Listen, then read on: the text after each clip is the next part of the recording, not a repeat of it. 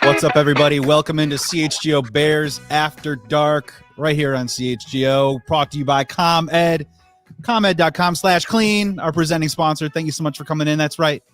It's not Greg Braggs. He's handed over the keys of Meatball Island over to me. Joey Christopoulos, host of the All Big Ten podcast. We're going to be hanging out over the next hour. We got Corey working on the audio here a little bit, and we're also going to be joined hopefully by Adam Rank here in the next 15 minutes or so. So come on in the chat. Come hang out with us for the next hour or so, because, man, Chicago Bears, 36-10 win over the Carolina Panthers. I think a lot of us were predicting a victory, but I think the margin and the manner and the style, I think was a little impressive on our end. And so, yeah, here I am. I'm in Studio B. We're just hanging out here. Everyone's in London right now. Everyone's just hanging out. Interpol's got their hands full with Mark Carman, Greg Braggs, dropping down on their soil. Who knows what's going to happen there? But yeah, fantastic content coming up all week long. The CHGO crew is going to be operating and doing a bunch of shows out there in London, hopefully picking up a win against the Jacksonville Jaguars this weekend. Chicago Bears are 3-2. This is great news.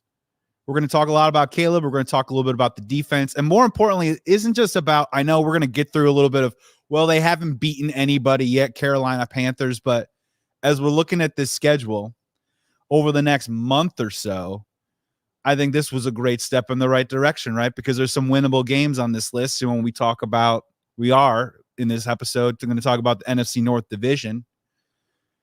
Schedule's going to get a little different. So you got to pick up these wins when you can. So the Panthers on this one, you're looking at the Patriots. This is another one. Obviously got the Jaguars coming up bye week, then play the Cardinals in Arizona, and then you come home for the Patriots. It's going to be rock and roll at that point, the NFC North. So we're going to hop on in the chat. You can follow me at Joey Sports Guy if you want to. Follow us at CHGO Sports. Follow us at CHGO Bears. And thanks for tuning in to After Dark. We got a little technical difficulties with Corey. We're going to get him in just a second here. Hi, Joey. Hey, producer Sean Anderson. What are you doing here? I mean, you know what the best part about this is? What? Is that people can't see me. There's no ability for me to be on camera. So you're just really in a fishbowl right now. I hope you're enjoying it. Can't tell if you're the angel or the devil over my shoulder. I kind of feel like we're doing a little bit of a Home Alone right now. We've made the CHGO crew disappear. And now we're just messing around, hanging out. I can't lie. I'm kind of afraid we have no audio, because if Corey can't hear us, can anyone hear us? So if you can hear us in the chat, you got 47 people liking us. Hit that like button, hit that subscribe button, but say, hey, we hear you, Joey. Yeah, so here's the thing. I know I'm subbing in for just one episode here, but on After Dark here, this is a two-way street. All right, we can converse, we can communicate. We get an opportunity to throw your comments up there. But if my audio is coming in great, give us a yay, give us a nay, give us a like. And we're going to be bringing in Corey here in a second, and we're going to figure everything out. The important thing is that the best equipment is in London. Well, and the most important thing is the Bears won. And the Chicago Bears won. 36-10. Patrick Norton, who does the newsletter here for CHGO, I think he was the closest dude that I saw all week long. I think he predicted 38-9 they're going to beat the Panthers. And everybody on the planet says to themselves, when you were playing the Panthers, that you were hoping that they were going to beat them up pretty good. But again, this season has been really weird, right? We had this off season and this training camp and selecting of this guy, I don't know, named Caleb Williams, and it was super fun. And we were super jacked up. We watched the Hard Knocks episodes that honestly were a little maybe on the boring side, but we still soaked it up and it was still super fun. And then the season started. And then things, a little bit of the air out of the fun balloon got deflated a little bit. But I think we're back. I think I'm back having fun. And I'm just trying to reserve as much time as I can to talk about Caleb Williams, because I think the thing, and I want to ask Corey this, and I want to ask Adam Rank this too as well, is I think the thing is a lot of people in this town are starting to think it, but even myself, I don't know if I'm ready to say it out loud for it to be either too hyperbolic or me getting ahead of myself or me hurting myself again with a different quarterback. And we're starting to get the feels a little bit. We're starting to get those vibes, but I don't know if we're ready to say yet. I don't know if we're ready to put ourselves out there. I'm ready to love again. Hey, Sean Anderson, what's up, man? Hi, everyone. How's it going? I'm Well, ready to love again. I would love for this to be the team we see night in and night out. But again, how much do you have to take into account that they were playing the Panthers? it's a great point. Again, I got handed the keys to Meatball Island, so I'm going to throw out the classic. You can only play the people that are put on your schedule. So that's an important one. But again, I think what we've seen from the last couple of weeks with the Chicago Bears is I think it's a little bit more of an in-house issue right now, taking care of their own business. And we started to see it. I'm hearing some sound. Corey, do we got you? We got me now. Sorry, there's some technical difficulties. Sorry for leaving you hanging. And Sean, thanks for filling in, man. That's the ultimate teamwork makes the dream work, baby. That's right. Yeah. That's right, dude. Look, man. So here's the thing: is I probably was rambling, but I'm trying to like hoard away and trying to save up all these different thoughts that I've had. Obviously, you were in studio yesterday with Briggs, with Brown. A lot of people watched the show, but let's do a little bit of a recap. Just start it off the top. What did you think of the Chicago Bears 36-10 win over the Carolina Panthers? Because I'm happy. I was very happy with it. I know some people are saying, well, it was the Panthers. They had all these people missing. They're not the best team in the world. But at the end of the day, they still get paid. They're an NFL team. And to do what this offense did, because the defense has been a mainstay, what they've been doing the past 4 weeks before this, they've stepped up. They played big in pretty much every game. They've been the reason why they've won, those other 2 games. But now the offense finally held its weight. And what we saw from Caleb Williams was him look very comfortable. He didn't force a lot of things. I know early on in that first drive, he had a bad throw to Keenan Allen. Keenan Allen kind of saved him. And then from there, we saw him settle in. But Shane Waldron, hats off to him, because early on the first 3 weeks, he wasn't the best at all with play calling. But what I saw last week and this week was a concerted effort to get the run game going. And the difference in the run game was not just outside run, but inside the tackles, because it's that war of attrition. You wear down your opponents, and then what does it do? It keeps them off balance. It keeps them on their heels. And then all of a sudden it opens up things for Caleb Williams. So finally, what we've been shouting from the rooftops, run the football, they finally got that going, and they were effective with it. So Swift the past 2 weeks has been awesome, and it's really set up things for Caleb Williams. And I know his stats the week before didn't woo and wow you, but what we saw was an efficient game for him. What we saw this week was an extremely efficient game, and that was that confidence-building game that he needed, because obviously he has the talent. And it was going to take some time. I think everybody thought it was going to happen overnight, but that's not realistic. Before the season started, I said, hey, there's going to be some ups and downs of this. At the end of the day, I think he is the quarterback for the Bears in the future. He's the franchise, but it's going to take some time. And what we're seeing is him start to settle in. Is it going to be perfect the rest of the season? No. But what we saw was Shane Waldron figure out this team and what they're doing well and how to take the pressure off the offensive line. And the offensive line did play better. I know people are going to say, well, they didn't have the best defensive line. But at the end of the day, the Colts got after us. There's a bunch of other teams. So Shane Waldron did a great job play calling for what this team does well and to protect some of the weak spots of this team. Yeah, Corey, look, I'm not going to fault Bears fans for wanting it now, because we've wanted it for so long. So I understand. I have felt some of those frustrations through the first few weeks, but I hope you can maybe shed some light on this. And to all Bears fans out there, where, look, I think a couple of weeks ago, we were rightfully and healthily criticizing Shane Waldron and the offensive line. And to an even higher extent, I was criticizing Matt Eberflus on Tavern Style and all that good stuff. But what we're seeing, and maybe we're seeing across the NFL, Corey, is it fair to say that maybe the NFL season for the Chicago Bears really kind of started like 2 weeks ago? And can you like weigh in on the way that the collective bargaining agreement now with like training camps and stuff, it just doesn't seem like, it seems like half these NFL teams are kind of asleep a little bit. And when you have flaws on your team, they get accentuated and emphasized in those first couple of weeks. And I'm not saying that our offensive line woes are fixed. And I'm not saying that Shane Waldron's going to call another like another fullback dive to Roschon Johnson in 4th and 1. But the NFL season is long, man. And are we kind of sort of seeing maybe this is like the second chapter of several chapters for the Chicago Bears this year? Because the first few weeks, that it's a night and day difference between these, what we've seen week 1 to what we just saw yesterday on Sunday. Yeah, it has been night and day difference. And I think, myself included, I think everybody out there, we all jump to conclusions. Shane Waldron can't get it done, this, that, and the other. But sometimes it does take time. And with like you hit, the limited offseason makes it tough for that chemistry to get on the same page. The limited preseason, right? There used to be 4 preseason games where starters would play a little bit of the first, a little bit of the second, and then the dress rehearsal was a whole half in the third game. We don't do that as much because they're really focused on keeping guys healthy for the season. So it does take some time. Even the best in the league, Josh Allen last year really struggled early on. Patrick Mahomes really struggled because they don't have that offseason. And then what you see is usually weeks 5, 6, and 7. That's when these teams really start to get together. They start firing on all cylinders. And, I mean, to be 3-2 at this point is awesome for the Bears. I think it's trending in the right direction. Caleb looks good and comfortable.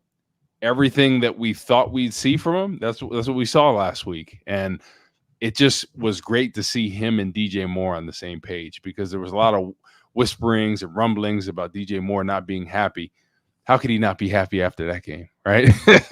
Against his old team. But, yeah, it takes time in this league, and especially quarterback is the hardest position in the league. I do. I think quarterback, then there's, a left tackle and then corner because you're on an island out there. But quarterback, I think, is the hardest position out there. You go from college where Caleb was getting the calls on the sideline, right, by a wristband, looking over there, number 2, to now you're getting in your ear. You're having to go there. You're having to make different checks. Everything happens faster. You got defensive linemen. You got linebackers that can run you down in a heartbeat. So everything moves so much faster. But I think the one great thing is you look at his stats, you look at his completion percentage, you look at all the numbers. They've improved every game. And I think that's what you love to see. And the great part is the Bears have a winning record at this point. They're going in to play Jacksonville. They have a chance to go 4-2 at this point. I think everything is trending in the right direction.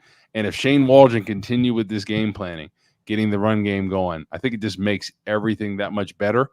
And what do we see this week? Caleb had over 300 yards.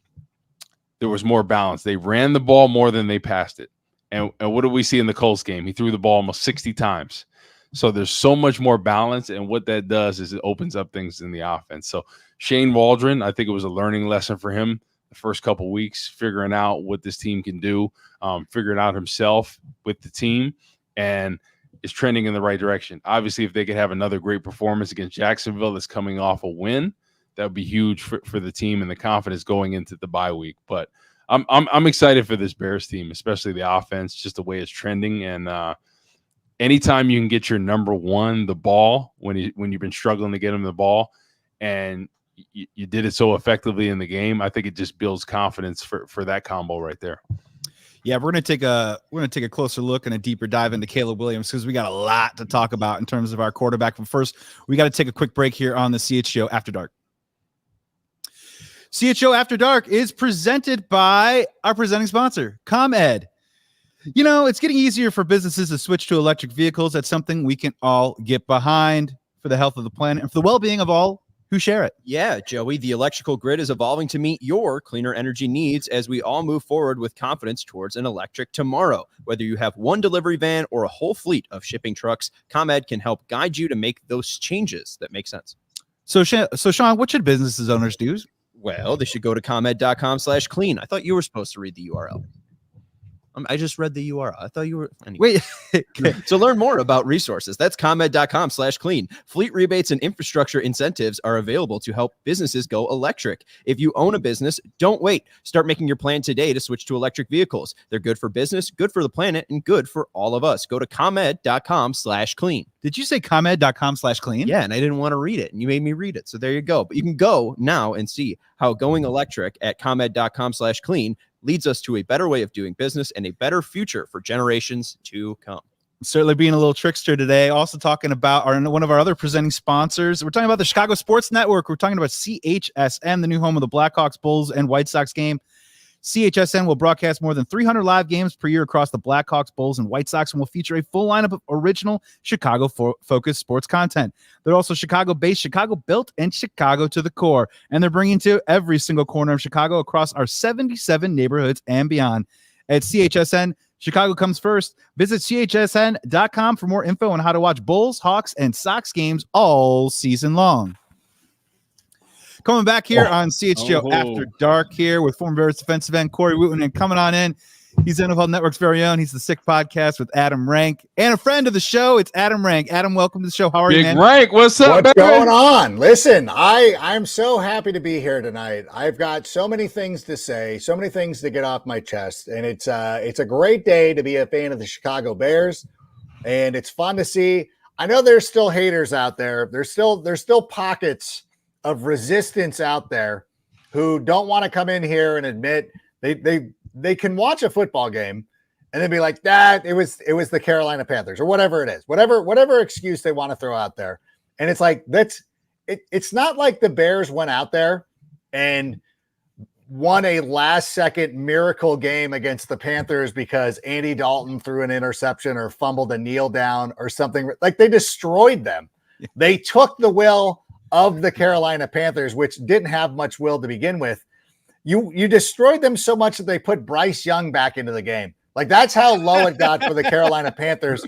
And people want to pretend like, well, wake me up when I'm like, dude, like, it's a professional football team with professional football players who are the very best in college, who are now on the NFL level.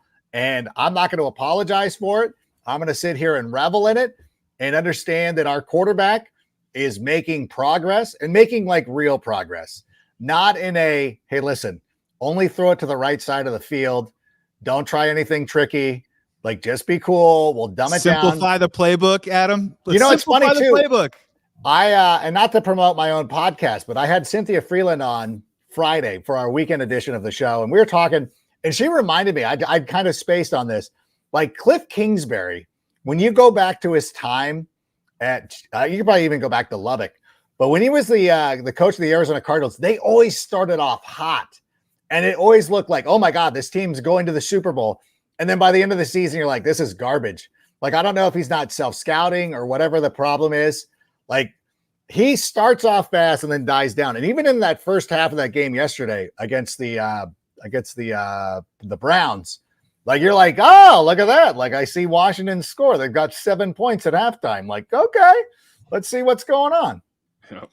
We got a $10 super chat coming in here. I'm going to do the best I can. I'm an old man. I don't even know if I'm going to be able to read this. Do you want me to read it? Yeah, read it. Why does the national media? Yeah, go for it. Chubbs82 with the $10 super chat. We appreciate Chubbs saying, why does the national media not understand Caleb is being taught how to be a pro QB and Daniels is running college plays like Adam says? RG3 versus Luck vibes. They're not this dumb. It's got to be for clicks, right? 100%. Unless you're Tim Jenkins, who will call it out. But I think a lot of them, when you're on the ESPN shows, I'm sure that they're just like, hey, like, how do we stir up the Bears fan base? Like, they're like, honestly, like, not to pull back the curtain too much, these producers no longer work for the NFL Network, but I will let you know that there were guys that we would work with who are like, hey, we got to wedge in the Dallas Cowboys every show. Like, the Cowboys have to be mentioned because we do the research and we see the clicks. I think that anybody who understands social media, engagement, probably hour by hour viewing, you can get reactions from the Bears fans, and they're going to milk this until it becomes so overwhelmingly one way or the other towards the Chicago Bears that they have to drop it. But I think they're still going to continue to milk this and mine it for gold for as long as they can. 100%, right? With Jaden Daniels 1 and 2. Oh, what is this story? The thing is, Caleb has improved every game. And I was critical before the season. I said, I think he's going to be a great pro. I think he's going to be the franchise, but it's going to take some time. Everyone's like, no, it's going to happen overnight. And people had all these high hopes and expectations. You're going from a college game to the pros with a limited offseason, regardless of how many reps you got in practice. Everything happens that much faster. The rhythm, being on the same page takes some time. And early on, right, him and DJ Moore weren't on the same page. Yeah. This week, they finally got on the same page. Offense was rolling on all cylinders. They finally got the running game going, something that I've been shouting for the rooftops, get the running game going, because what it does is any quarterback, whether you're Patrick Mahomes or you're Caleb Williams, it makes your job that much easier because it doesn't allow the defense to load the box. It gets them on their heels. So that's what I love from Shane Waldron. The past 2 weeks, he's made adjustments. And what do we see? Better performance from Caleb. It goes hand in hand. Obviously, with this talented defense, you want balance in the offensive game, and that's what we've seen. Caleb threw the ball 29 times. They rushed it 31 times between Roschon Johnson and Swift. Yeah, that's more the cup of tea that makes sense, not like the 57 attempts that we saw from the Colts. That's just not sustainable. You never want to put your quarterback out there like that. So I love the adjustments that Shane Waldron has made. Hopefully he'll continue to do that, because there is a correlation with that running game to, okay, all of a sudden now my quarterback is finding his groove there. You can also say this too, Corey, is that DeAndre Swift, it's not like he's averaging 6 yards per rushing attempt. I think it was right around 3.1, 3.2. Yeah. It was low. But the thing is, as long as you're still committed to it, I think that's the most important thing. Like, they still can't back off of it, because the Bears are like, we're still going to run the football, and you have to respect it, whether we're getting, 3 yards a carry or 6 yards a carry. The Bears aren't going away from it. And I think that's one of the biggest improvements that I've seen out of Shane Waldron, and what I've seen out of our coordinators in the past, who are so quick. I not to throw any gas at Matt Nagy or anybody else who called plays or anything, but sometimes it would be like watching a kid playing Madden, where a play gets stopped once. You're like, I'm never running this again. Like, oh, okay, well, we can't. Okay, we got stopped. We got stopped for a 2-yard gain. We can never run the football again. But Shane Waldron's been sticking with it, and I think that's a big reason why they've been so successful over the last 2 weeks. It's a war of attrition with the run game. That's how I've always looked at it. And what I've seen the past 2 weeks was less stretch runs and more in between the tackles, because you wear down that defensive line, that front seven, you keep them honest. And then what do we see? Some hard play actions where Caleb had time for plays to develop down the field. So that's what I love from Shane Waldron, is he was like, okay, listen, the stretch runs aren't working as much. We'll get to those when we can, but let's run between the tackles. Let's wear these opposing defenses down. And it's been awesome to see. I'm really excited because, I think everybody as a Bears fan felt really good about the performance from the quarterback, to be like, okay, yeah, he is our guy. It's kind of like you just need that constant reminder where in the back of your head, you're like, no, he is the guy. Right, he is. And then you're like, nah, he's that guy. So I think that was that performance from him where you're just like, okay, when this guy gets confident, all of a sudden you're going to be like, okay, watch out now. And I think he's just going to continue to get better, because when you have such a great defense, you don't have to play lights out all the time. He's going to have big performances, but what you have to do is get the run game going, have him complete some balls down the field, and protect the football. Those are going to be the keys for him this year. And it's been awesome to see. And I think that performance in general, I think a lot of people are now sipping on that Kool-Aid, so which is good to see. And again, sorry, I know we're hijacking the show. We apologize. All right, at least I am. But the thing of it is, like, a couple of points that you're touching on too. It's like, and I saw a couple of comments. DJ Moore had 100 receiving yards on 5 receptions. Like, it's not like he had 12 receptions he's throwing the ball down the field. That's a big improvement right there. Just getting the ball down the field. They never got away from it. They always went after it. And then I saw somebody else in one of the comments too, being like, the Justin Fields comparisons sort of ended.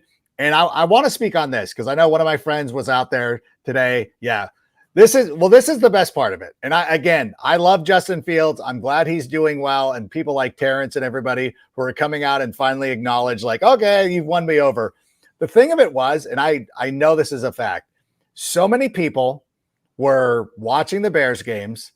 They were looking at the Steelers record and looking at box scores and being like, oh, we should have kept Justin Fields. Last night, and again, I don't mean to defame the young man.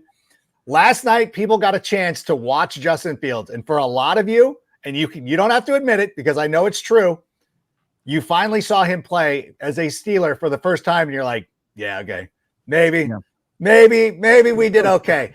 And this is no disrespect to Justin. but he's the same quarterback that he's always been. And even at the end, I know he had 20 seconds at the end of the game. Like, he's not going to win that. Like, John Elway's probably not going to win that ball game. But at the same time, like, when you saw it, you're like, he's not going to rally them. Like, you just know. Like, it's like, this is a game where the Cowboys didn't have Micah Parsons, had so many injuries on defense, and the Steelers should have won that in a laugher. Should have won that game going away. And I think that more than Caleb's performance on Sunday, I think being able to watch Justin Fields as a member of the Steelers let everybody be like, yeah, okay, we probably did the right thing. Well, and Adam, on top of that too, as well, when you're talking about eye test meets stats, right? Now, for years and years, I go to you for my fantasy football information as an expert, right? So I just wanted to lay this out where I did look at Caleb Williams' box score after watching the game.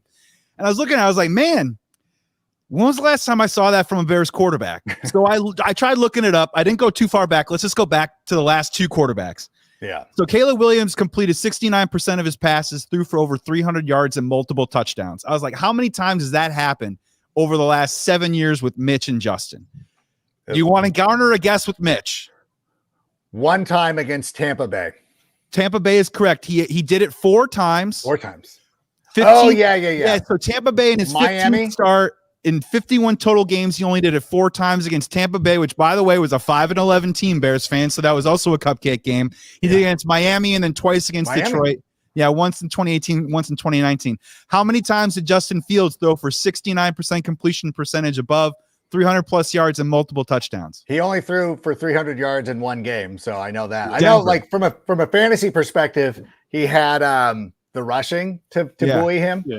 But yeah, he never threw the ball like that well. And I think so Adam, we've always wanted the Drew Brees precision with the multiple touchdowns and the yards, and now we're really seeing it. I mean, when you take those statistics though, and you start looking at him, I think the thing I've been most impressed of is obviously what he's been doing in the pocket post snap, just that progression style.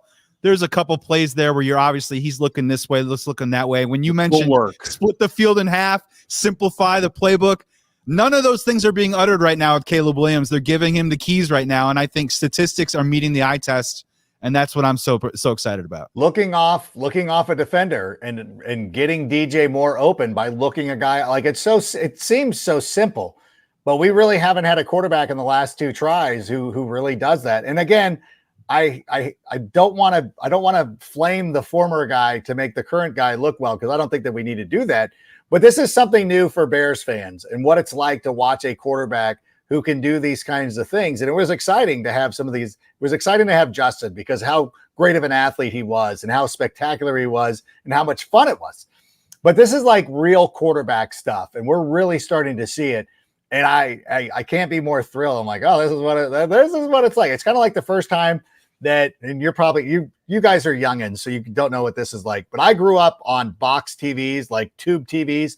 And the first time I ever put a flat screen in my house, it was like, my mind was blown. And that's what it's like watching Caleb Williams now. You're like, oh yeah, this is what everybody's been talking about. A quarterback that can do this kind of things. Yeah. The thing about Caleb is in the pocket, his footwork is incredible. I mean, just his ability to elude rushes, step to the side, and his escapability was unreal in that game. Like, I don't think people give him enough credit for an athlete. People said very Mahomes-like with his scrambles, but he's a way better athlete than Mahomes. Like, he could be a scrambler if he wanted to, but he always has his eyes down the field, which I love. He always thinking pass the ball first, and hey, if I need to run, I can do that as well. So I think this game was just that big confidence-building game that he's like, I got my swagger back. You remember that meme? That guy, he's like, I got my swagger back. I think that was that game for him where it really just furthered to himself, like, I can do this. Like, I don't think his confidence ever wavered, but it's just that moment where you're like, nah, I'm that guy. And I think this performance really ingrained that in his head. Yeah, Adam, can I ask you about a little wrinkle that I've noticed too as well? And I don't know if maybe I'm going too far on this or not, but obviously last week, and honestly, Braggs has been on this. He talked about up-tempo, picking up the tempo a little bit offensively. Last week, Caleb Williams talks about flow in the postgame. And there is an element about a rookie quarterback not only recognizing that, but then calling for it to be able to control his own destiny.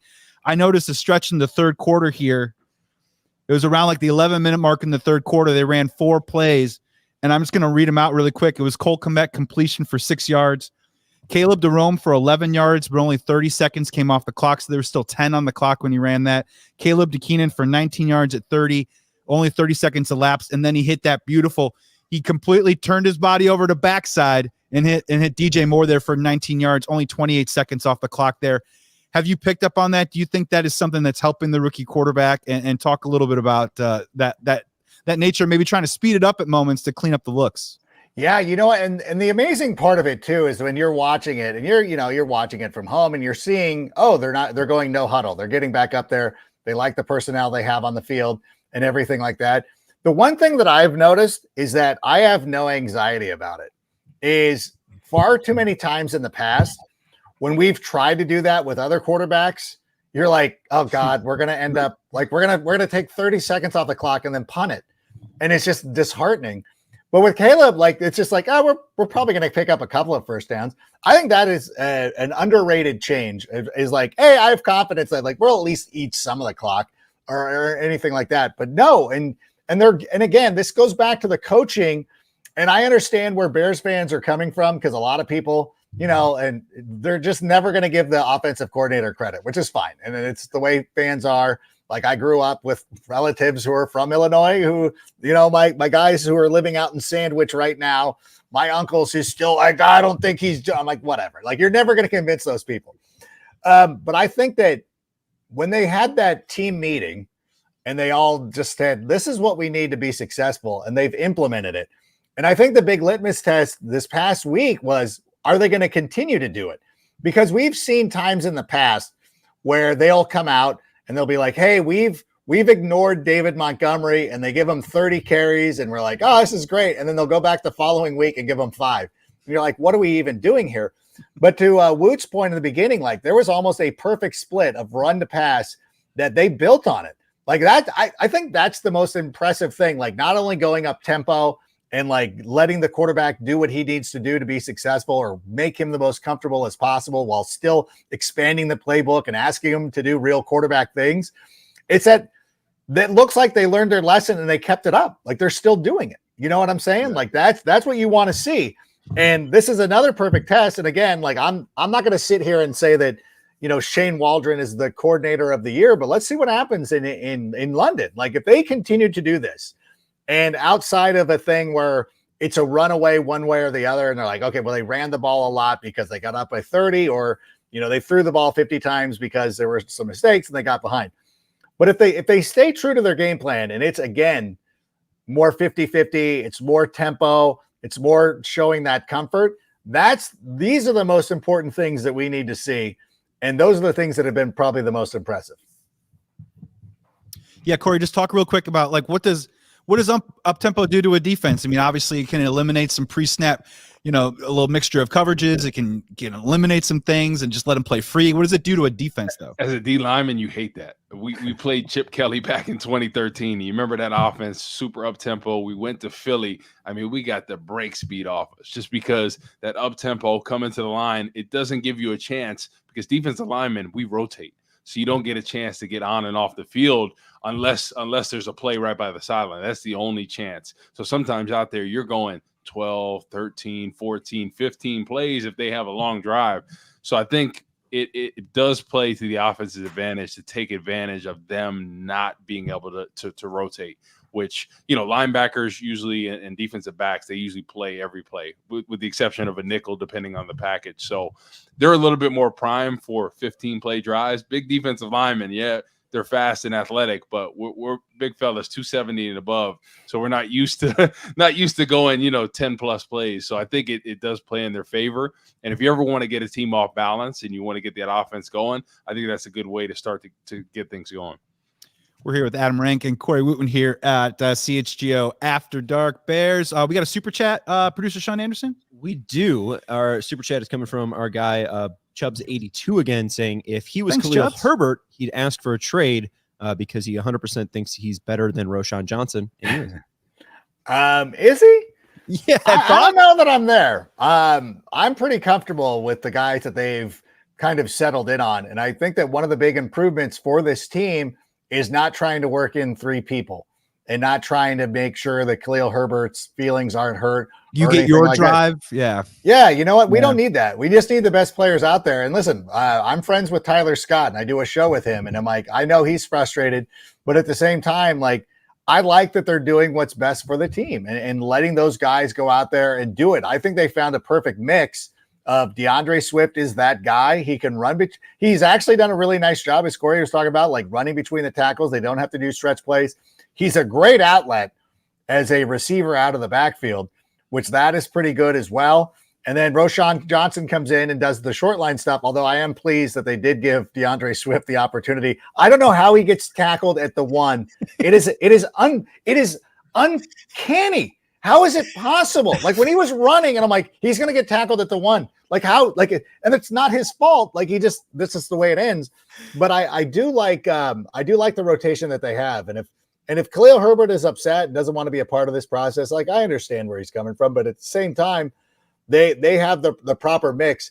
And you know what, just talking about this, it reminds me of another thing that I noticed from Caleb. It was at the end of the first quarter and they were driving down to score and there was an opportunity and I'm sitting there like an idiot watching the game. And, you know, DeAndre's out there and I'm like, dump it off to him. And then Caleb threw it out of bounds. And then I'm like, you know what? That was actually better because you would have gained 2 yards. You would have had to have burned a timeout. Like it was actually the mature decision not to try to be like, because he was still sort of covered. Like, like those are the like small little things that I think a quarterback does. Like, okay, yeah, you could have dumped it off for 2 yards and wasted 30 seconds, or throw it out of bounds and regroup and huddle up and do all that kind of stuff. I thought that was a really impressive play. Again, I'm sorry, I got to rewatch the game this evening. And I'll go back and mark that play again. But I thought that was something that stood out to me. Like, oh God, that was just like not going to show up in the box scores, but something smart about what this team is doing. Yeah, and Corey, isn't another component of this when we talk about Khalil Herbert is that like Doug Kramer and Roschon Johnson are the buddy cop movie we didn't know that we needed, but now that we have, I mean, that combo in the backfield, that when we talk about that short yardage situation, Adam, I mean, that's all of a sudden, Corey, we've talked about it in other shows before. That's a bread and butter play, right? They know that they can run that now. They know they can pull the guard, and Doug Kramer plows it through, and that's Roschon Johnson's role, and that's going to eat into Khalil Herbert's chances as well. Well, the only thing when it comes down to Khalil Herbert, a couple years ago, he led the league in yards per carry. Like he's a game-breaking back. He doesn't have elite speed, but he would break some big runs. So I can make the argument, hey, if the Bears don't feel confident playing him, there could have been some trade value there. I know they talked in the preseason about Velus Jones, but I'm sure there'd be people like lining up for a guy like Khalil Herbert based on his tape the past couple of years. So there could have been a lot of value. I would imagine somebody might have given a 4th rounder or 5th rounder. Like think about it, they were about to give a 4th rounder potentially for Velus Jones, a guy that's kind of unproven. You know, he has a lot of ability and speed and things like that, but he's coughed up the ball a lot of times when Herbert, you know, consecutive years was yards per carry king. So there could have been some value there. So I feel like they kind of missed their mark on maximizing that, because when Swift got signed, I automatically said Herbert's the odd man out, right? It's going to be Swift and Roschon Johnson. That's the thunder and lightning right there. So I kind of saw his writing on the wall. Are you surprised that they didn't see out there who would be interested in him? Yeah, Adam, Cowboys, Chiefs, is that even a market worth even hypothetically talking about with Khalil Herbert? I think that you could, yeah. Those are the 2 teams that come to mind, although Rico Dowdle was playing pretty well last night against the Steelers, so I don't know how pressing it is for them. But at the same time, you know, Kansas City kind of trusts the guys that they bring in. For me, again, unless Khalil Herbert is out there just absolutely demanding it, I actually like having depth. Like there's something to be said about this team having depth, that if something happens and, you know, these things do, you know, pop up in the NFL, like we've watched the game long enough. It's kind of nice knowing that guys like Khalil Herbert and Tyler Scott are still going to be available to you at some point. Like people were trying to trade off Keenan Allen. You're like, the whole reason they brought him in was to be a chain mover. And he's still working on his connection with Caleb Williams. Like, why would we upset any of that stuff? It's a 3-2 team with a great opportunity to go 4-2. Heading into the break with a couple of winnable games before we get to the stretch where we got to play a lot of the NFC North teams. I don't really want to be in the business of getting rid of anybody unless somebody absolutely number one, needs to leave. Like I'm going to pull a Romeo Dubs and be like, even though I'm the most targeted player on the Green Bay Packers, I don't like my role and I'm going to leave. And I haven't heard that from Khalil. So I don't want to put them in that sort of negative light. And so for me, I would prefer to have backups and guys who can play. Like if we need to. Yeah, right. It's there's an injury. It's inevitable. Yep, exactly. Yeah, let's if we can, gentlemen, we're here CHGO Bears After Dark here with the Sick Podcast, Adam Rank, NFL Network's Adam Rank, and also former Bears defensive end Corey Wooten. If we can, let's roll it over to the pond. Let's look yonder across our shores to the London game with the Bears and Jacksonville Jaguars. Our very own CHGO Bears, Adam Hogue, reported an hour ago that Jaquan Brisker is not on the plane to London. Looks like he is going to miss the game. Corey, I'll throw this to you first, and Adam, please weigh in. Just talk about, I mean, we all saw him on that hit against Tommy Tremble. 8-6-7-5, see you later on that one. Just talk about what he's brought to this secondary right now and what they're going to have to do to overcome him not traveling. Adam's face is in utter shock right now. That's what we were talking about yesterday on the CHGO post game that me and Briggs were talking about it. We were like, yo, he was out. Like when he hit, after he hit him, you could see his arms, his head went down. He was out for a second. So I kind of figured, because now they rerun the tapes of the game and they're like, yeah, it looked like he was out of there. Then obviously they got to put him through concussion protocol. And I kind of thought, I was like, they're going to look at that and they're not going to let him go on the flight. So it's unfortunate.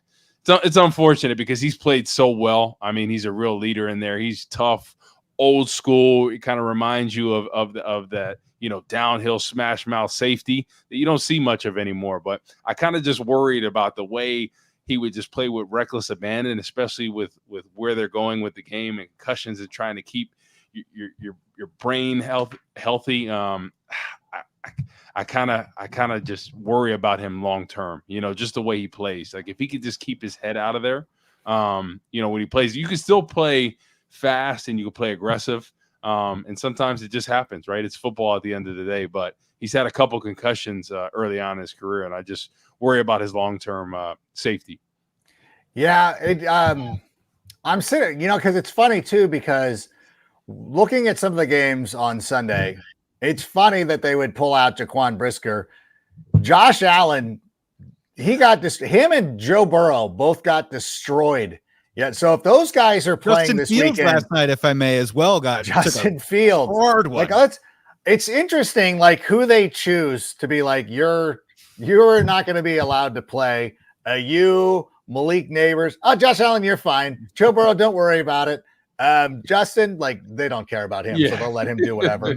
Justin could be, missing an arm. They're like, nah, he's probably fine. We're not going to throw a flag on it for sure.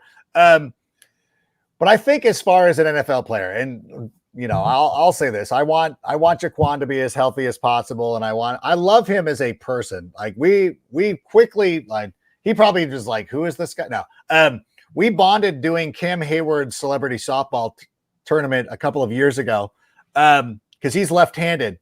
And I'm sitting there, and after the first thing, I'm looking around the dugout for my glove, and I'm like, I would never lose my glove. I've had my glove since I was in 6th grade. I would not be that far. I'm like, where is it? And I look, and I finally realized, there's got to be a lefty on the other side. And it was Jaquan. And they're like, do you want us to go get it? And I'm like, no, it's Jaquan Brisker. It's fine. Like, if it would have been a Packer, I would have walked out in the middle of the field during the game. And like, if it was Christian Watson, I would have taken the glove off of him. Been like, get off. I don't want you to wear it. But like Jaquan Brisker, like, let's share it. Because he's like, well, they got another. There was another one that wasn't broken in. I'm like, don't use the one that's not broken in. Mine's great. And then every time in between innings, we would go and find each other and trade it. And as we traded it, we would say, bleep the Packers. The first time I said it to him, I didn't know if he was going to play ball with it. Like if he was going to be like, hey, but no, he was into it. Like he loved it. So we're like, hey, and bleep the Packers. Great. And then we go out and do our thing. So as a human being, I want him to be as safe as possible. Be as, think about your long-term health and everything like that. But as a player on the field, I've really been impressed over the last couple of weeks, the way he's really stepped up his game. And when you look at what he did 2 weeks ago against the LA Rams, certainly deserved to be the defensive player of the week. But Torrey Taylor was so good. They're not giving it to two Bears. Like that is That's the message that I sent to him on Instagram. I'm like, I'm sorry. I go, Torrey was a little too good. They can't give it to two Bears. It's just not going to happen. And then this week, I thought it was really good. Like, he was excellent as well. And so that's a big presence in that secondary of a guy who's setting a tone and all those kind of cliches that you want to put out there. So that's a big blow for the defense. And it's one of the reasons why this team is not allowed more than 21 points in a game. And what has it been? 14 games, 50, whatever the stretch has been. Oh, it's 10 straight, I believe. 10 straight. Yeah. I'm already jumping ahead. So I'm bummed Patriots, out. we should put the Patriots already on there. It's technically 11. Right? I don't want. Listen, let's not take anything for granted. I hear you. Remember a couple of years ago, the game. Patriots were still good. And Everybody thought they were going. You know, We got three more quick topics for our guests here. CHGO Bears After Dark. I'm Joey Christopoulos with Adam Rank and Corey Wooten. The first one is Adam. I'm wondering if you could tell us Bears fans a little bit about Trevor Lawrence, if you could. 37 points they put up last week. I'm a big Brian Thomas Jr. fan. What do Bears fans and what does the Bears defense have in store right now with Trevor Lawrence? How have you felt about his season to this point? I think he's a great quarterback. I know that he gets a lot of scrutiny as well. He is another one of those players who was a presumed number one overall draft pick for years, where you were just like, okay, well, eventually he's going to be the first pick in the draft. He, like Caleb Williams, is held to a higher standard than a lot of other quarterbacks. He's had back-to-back 4,000-yard seasons, and people try to pretend that he's a bust.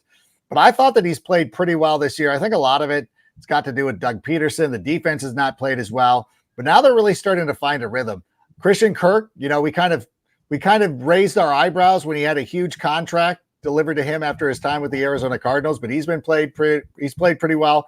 Brian Thomas Jr. was a receiver that I absolutely loved coming out of college. As a matter of fact, in my mock draft with a twist that I wrote leading up to the draft, I said the Jets should have drafted him. I'm glad they didn't, because I don't want Aaron Rodgers to be happy. But I think that Brian Thomas is playing really well. And now it feels like they found something with Tank Bigsby Jr. I think Travis Etienne's a steady back, but Tank is that explosive back that Doug Peterson wants. So this is an offense not to take lightly, but at the same time, I have confidence in this Bears defense, with or without Jaquan Brisker, to be able to hold him back a little bit and give our offense an opportunity to go out and win the game. yeah. Would you say this is I know every week it seemed like a must win, but think about just the timing of it before the bye week, right? Jacksonville has been struggling. Yeah, they got a big win last week to get on the board, to actually get a win out there. But before the bye week, just the momentum that they're building these past 2 weeks offensively. Obviously, the defense has played solid all year, but to win this game going into the bye week, to go 4-2 at that point would be huge for the momentum of this Bears team, because sometimes after the bye week, it's tough to get up. I think historically teams, the losses in their favor after a bye week, but how huge is this week for the Bears getting a win before the bye week? Well, it is big, and it's one of those things where we want to see Matt Eberflus starting to stack some of these wins. He's won back-to-back games in the past, going back to last season. He's never won 3 in a row, and this would be a big momentum changer. And it's similar to what happened with the Rams a couple of weeks ago, where the Rams were coming off that big win over a divisional opponent up against the San Francisco 49ers, which I thought worked in our favor. Similarly, I think being able to beat the Indianapolis Colts and the Jags getting that first win under their belt was pretty advantageous to us. So it kind of took that sort of edge off. Not that they're going to let down their guard or anything like that, but I do think it took some pressure off of them. So I'm confident in this. I would love to see Eberflus. And again, here's a guy who comes in from the AFC South, who has some familiarity with this Jags personnel and what the Jags like to do and things like that. So I hope that plays to our advantage, and I hope we can go out there and get a win, because winning 3 consecutive games going into the bye week puts us in another stratosphere, similar to what we're experiencing right now with Caleb Williams going out there and doing things that quarterbacks have been doing for years that have never seemed to be able to do it in Chicago, getting us into that mode of like 3 in a row, hitting the bye week.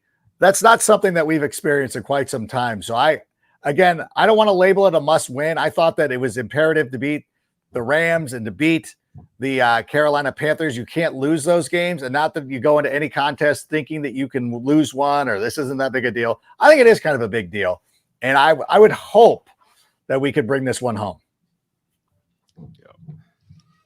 Yeah, Corey, I'm right there. Oh, I'm right there with you, Adam. Corey, before we get out of here, Adam, I don't know if you realize this. You could probably maybe tell the bags under Corey's eyes, and he's got 2 feet soaking in water right now and ice because Corey Disney Dad Wooten just got back from Disney.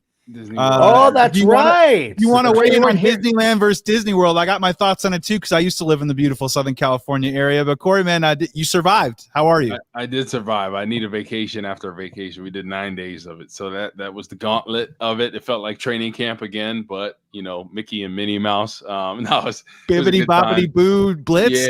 Yeah, I dressed up. I don't know, Adam, if you've seen this movie at all, The Descendants at all. I don't know if your kid. God, my daughter's going as Red for Halloween. Okay, I was Carlos. I had this wig. So my big 6'7" self goes into Disney, and everyone's just like, wow, Oh that's my a God. big Carlos right there. So we had a great time there. It was a lot of fun, and I had the game on because we're there Sunday when the Bears are playing the Rams, and I'm looking at it like, oh shoot, everything. I was like, everything all right? I'm like, I gotta watch this game. What do you mean? So yeah, we survived and made it back, but it was a lot of fun. I got to go out to Disneyland. When I was a kid. I was maybe 5 years. I don't really remember, but I gotta. They only got one park out there, right? They got 2. Disney's 2 California now. Adventure. Yeah. Okay. Disney's Okay. California Adventure. They've got the Disneyland, the original. The one, it's kind of like you went to the Disney version of the White Sox ballpark, and Disneyland is Wrigley Field. Like that's the one that you want to go to. Does it have all the bells? Is it more modern? Is it no? Like obviously what they did out in Orlando was nice. They got a lot of room. They could put out a bunch of parks and everything like that. You can go for 9 days. Nothing beats the original. Nothing beats the cozy confines of the actual Disney park. And there's so many. I actually worked for Disney back when I was in college. Spent a couple of years working the valet desk or at the Disneyland Hotel, which was a lot of fun. And it's great to see the way that the park. My sister still works security at Disneyland too. So it's home to me. And I know that again, that people love Disney World. Like they love it for the reasons that you love it. 10 days or whatever. But listen, I'll take the park. I'll take the original at any time. I know all the little ins and outs, where to park, where to hit, the flow, all that stuff. When do we hit not monsters, but we hit Radiator Springs and all that stuff. Okay. It's a lot of fun. So when you're ready to come out to Disneyland, let me know. I'll get you taken care of, and we'll go out and have get a good golf time. round too. Oh, I gotta absolutely. bring out the clubs. So yeah, you gotta let us know if you coming to AZ for that trip we're doing. I'm coming out to Arizona. We were talking about this last week. And again, somebody needs to pick me up at the airport on Sunday morning, but I'm just going to come out Sunday morning. We have a soccer match. We got one more soccer match. That's the end of the regular season on that Saturday. I'm hopeful that we will have already clinched the top of the table. We had a very spirited match this weekend. These we're sort of like the 85 Bears where everybody gets up for us. And like, even though it was silent Saturday and nobody was supposed to say a word, they had an entourage on the other side of the field. Like, parents were popping off to me at pickup during the week, being like, we got you this weekend. And you're like, who are you? Like, we play for the Surf City Strikers. I'm like, who is that? Like, what are you talking about? Like AYSL. I said, you know what? Man. And I know who they are. And I'm just low. I'm like, you know what? I'm only worried about the Red Lightning. And we worry about what we worry about. And we take care of our own business. And as long as we go out and execute our game plan, we should be victorious. Those kind of talking points. But it is, so I got that. I got one more game. So then I'm going to fly out Sunday morning for the Arizona. So I won't be able to play golf or anything like that, but it will be fun to get out there. Exactly. It'd be good to see you. Real quick before we get off, Joey, I want to talk about the defense and in particular 2 guys that really want to shed a spotlight on. One is Gervon Dexter. Oh my gosh. Yes. Talked about him making the big step from year 1 to year 2. Eric Washington, my former coach in college and the pros, my first year on the Bears, has been huge in his success, right? He's a Rod Marinelli disciple, all about the get off, pass rush, attacking style. And what we've seen from Gervon Dexter, has it been perfect at times? No. But he's taken the next step as a disruptor in that backfield, especially for the 3 technique, because Andrew Billings has done his thing as a nose tackle. It's been unbelievable to see. But Gervon Dexter has taken the next step, active hands. And I'm telling you, Adam, when he puts it together and he gets consistent get off, consistent pad level, he will be Richard Seymour I really do believe that. I really do. The I do size, the strength, the speed. He has all the tools. And I was talking to Alex Brown about it because Alex Brown went to Florida. He's been following his career. The thing is, they did him a disservice with that read and react style. It reminded me a lot of that Pittsburgh Steelers when they had Casey Hampton. And literally, you would just read what the person in front of you was doing. And he didn't get off the ball at all. So it's like, it's getting out of these old bad habits that his previous coach taught him. And like, okay, so it does take some time. So when he figures it out, he will be a Pro Bowl type of player. I really do believe that. And then also Edwards has been unbelievable, worth every penny, a steal, sideline to sideline. Everyone, he's not the fastest guy in the world. Nobody's outrunning him sideline to sideline. So it's true. Those are two guys for me. I don't know if you feel the same way, but those are two guys that have stepped up huge this year.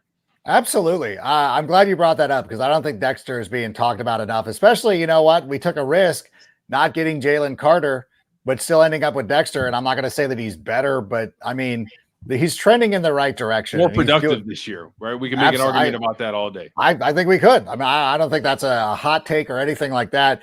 And I think it kind of goes back to when we talk about Ryan Poles is, you know, people are so quick to make judgments when they don't draft George Pickens or Christian Watson, and they end up with Raquan Brisker, who we were just talking about, and Kyler Gordon. I think both of those guys have been instrumental for how well the Bears have played this season. We saw Kyler Gordon come up with the fumble recovery.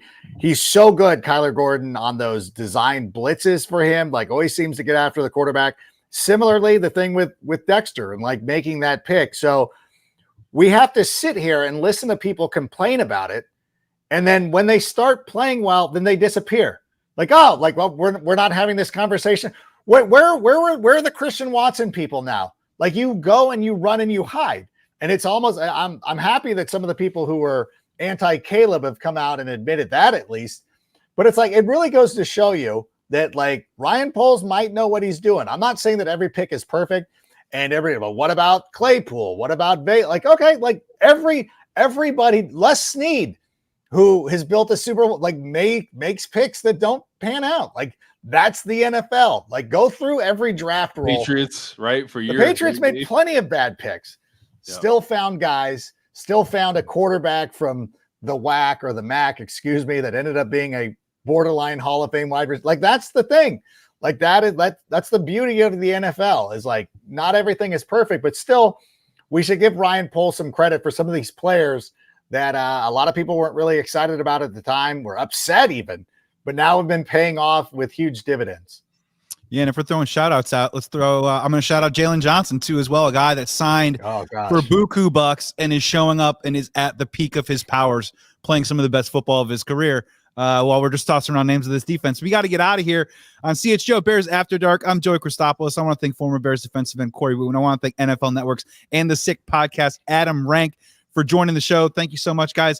Like, comment, and subscribe. Shout out to Greg Braggs. Shout out to Mark Carman, Adam Hogue, Nick Moriano, the whole crew out there in London. Going out there to get us a W. It's CHGO Bears After Dark, brought to you by ComEd.com/clean. Have a great week. We'll be back soon. We all silly like the mayor.